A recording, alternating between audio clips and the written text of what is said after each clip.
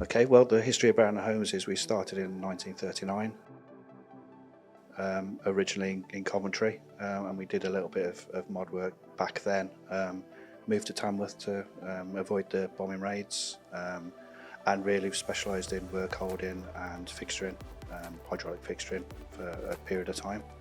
And during COVID, we got an opportunity to do some more military defence and mod work, which has taken us to this Derby site now. So that's what we're doing here.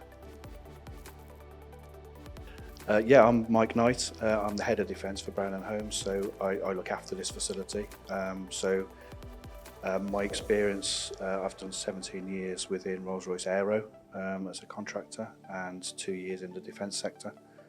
So yeah, this has led us on to this really. So yeah, I'm looking after defence stuff for Brown and Holmes.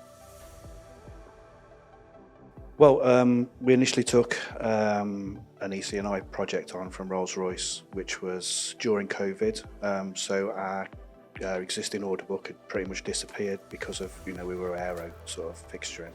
So we had the space, we had the capacity and the ability to do that work. From the back of that work, we then got an awful lot of other existing work offers from Rolls-Royce and other companies as well. So we outgrew the space that we'd allotted for our defence work at Tamworth. The COVID pandemic had finished, work was picking up, space was at a premium, and we just decided to make the opportunity of taking a new facility. Yeah, so initially we started with two people, so myself and Jug, and yeah, we coped for a little while, but as we expanded, the work got, there was a lot of work, a lot of stuff to do. We've now got an expanded team, so we've got dedicated project quality. We've got 2 designers on site. We've got project engineers on site, and now we've obviously got 2 builders, 2 electrical panel builders on site as well. Yeah, it's very different. So the ratio of direct to indirects is turned on its head because of the demands of defence work. So it's not only building the product, it's controlling the project, the paperwork, all the documentation, all the certificates of conformity that we have to have, and all the stop checkpoints that we have to have during the build.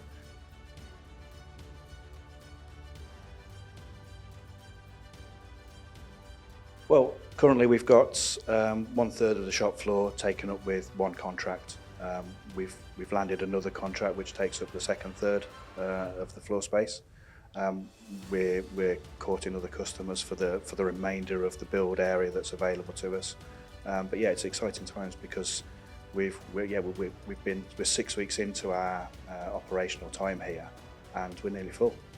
Yeah. Yeah, so not only do we manufacture, we've also got our own product ranges that we sell on. So we've got our door openers, our enclosure openers, our misbusters, and our cobots. So yeah, we're constantly looking for avenues to expand into not only our sites but our product range as well. Yeah, so we're sort of 7 weeks into the Derby site in its operational terms. So current order book is about £3.5 million. We've just landed another order for £750,000, so we're doing well.